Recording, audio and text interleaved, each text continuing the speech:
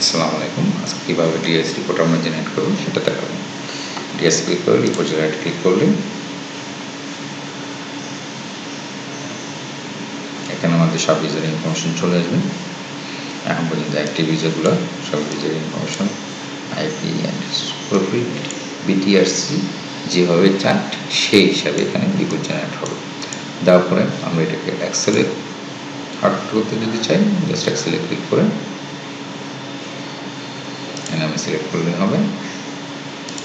এখন আমরা যদি এক্সেল ওপেন করি,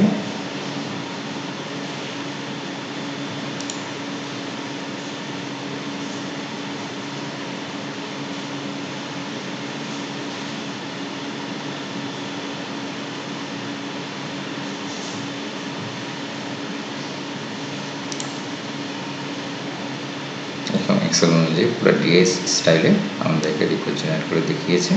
জাস্ট আমরা এটা ডাইরেক্ট বিটিআরসি ডিএস প্যানেলে গিয়ে এটা জমা দিলেই হয়ে যাবে, আর কিছু করা লাগবে না। ধন্যবাদ।